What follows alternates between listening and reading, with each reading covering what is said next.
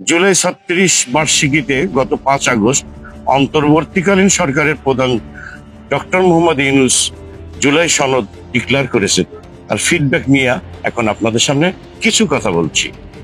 ১৯টা basic সংস্কারে সবাই স্বাক্ষর করেছে, তার ভিতরে 10টাই বিএনপি নোট অফ ডিসেন্ট দিয়েছে। আর নোট অফ ডিসেন্ট হাদি এখানে খুব ভালোভাবে পরিষ্কার করে বুঝিয়েছে। তারপরে বলি, নোট অফ ডিসেন্ট মানে আমি এটা মানলাম না, ক্ষমতায় যে বিএনপি এটা আদৌ না মানলে তখন কি হবে। এই জুলাই সনদের জন্য 19টা মৌলিক সংস্কারে সবাই ঐক্যমত্য পোষণ করেছে। এরপরে যে কথাটা আর বলা হয় না, এই 19টা ঐক্যমত্যের মধ্যে বিএনপি বলেছে তার মধ্যে 10টাই তারা নোট অফ ডিসেন্ট দিয়েছে। তো নোট অফ ডিসেন্ট কি? নোট অফ ডিসেন্ট হলো আপাত দৃষ্টিতে আমি এটা মাইনে নিলাম, কিন্তু আমি আসলে এইটার সাথে একমত না। তাহলে বিএনপি এই 19টার মধ্যে যেই 10টা নোট অফ ডিসেন্ট দিছে, সেই 10টাই তো মোস্ট সিগনিফিকেন্ট জায়গা। ঠিক। তাহলে বিএনপি সরকার গঠন করার পরে এর একটাও যদি বাস্তবায়ন না করে, তাহলে আমরা কেমনে বিএনপি কে ধরবো বলেন? মানে এর আইনি বাধ্যবাধকতা কোথায়?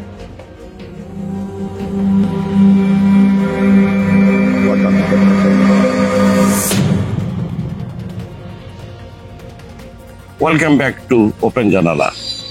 আজকে আমরা বলবো নির্বাচন বয়কট নিয়ে ওসমান হাদি কি বলেছে। আমরা যারা ক্ষমতাহীন কিন্তু জনতার জবানে কথা বলি, তারা এই নির্বাচন বয়কটের ডাক দিব। ওসমান হাদি জুলাই যোদ্ধা, একজন সম্মুখ সারির জুলাই যোদ্ধা, ইনকিলাব মঞ্চের সাথে প্রতিষ্ঠিত। ইনকিলাব মঞ্চের ওসমান হাদি কি বলছেন এই নির্বাচনে শুনুন। প্রধান উপদেষ্টা, আপনি বাঁচবেন কয়দিন বলেন? আপনার এত বয়স হয়েছে, বাংলাদেশের গড়ায় উঠছে প্রায় 20 বছর বেশি পাচ্ছেন। আমার বাপে 63 বছর পাচ্ছে, তার চেয়ে আপনি প্রায় 20 বছর বেশি। মাঝে মধ্যে মৃত্যু অধিক, মাননীয় প্রধান উপদেষ্টা। উইদাউট এনি সংস্কার, শাপলা হত্যাকাণ্ড, পিডিআর হত্যাকাণ্ড, বিচারিক হত্যাকাণ্ড, টোটাল চমৎকার একটা সংস্কার, রাষ্ট্র বদলিয়ে দেওয়ার সংস্কার, এগুলো ছাড়া যদি নির্বাচন হয়, সেই নির্বাচন ওসমান হাদিরা, জুলাই যোদ্ধারা রুখে দেবে। সকল রাজনৈতিক দলের সাথে বারবার বসেন উপদেষ্টা মহোদয়, একটা বার 1500 প্রায় শহীদ, তার পরিবারের সাথে আপনার বসা দরকার হয় না? এই যে এত সংস্কার করলেন, আমাদেরকে কেন তারা ফোন করে জিজ্ঞেস করে যে এইগুলো সব কি তারা না কইলেই চলে যাবে?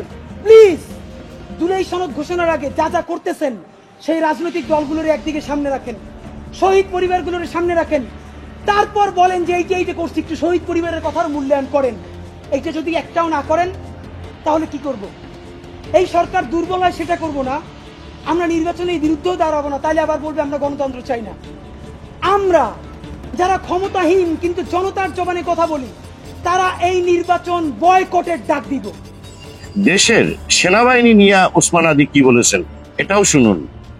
যদি ওয়াকার সাহেবের এবং আর্মি জেনারেলদের সাহস থাকে, আই রিপিট, সাহস থাকে, একটা কুক ওই যে দেখাইতে বলেন। ঠিক ভাইরা, ব্যাপারটা এমন না। লিথাল উইপেন যখন চলে, তখন পুলিশের উইপন আর আর্মির উইপেনের পার্থক্য থাকে না, প্রত্যেকটাই জীবন কাইড়ে নেয়।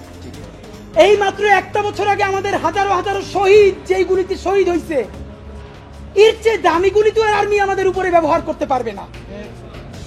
আপনি মনে রাখেন, এই ওয়াকার সাহেব অথবা আর্মি যদি কোনো কু করার চেষ্টা করে, জনগণ গিয়া ক্যান্টনমেন্টের ইট খুঁজে নিয়ে আসবে। ইট, একটা ইট ক্যান্টনমেন্টে আস্থা থাকবে না, আপনি যাইকে রাখেন।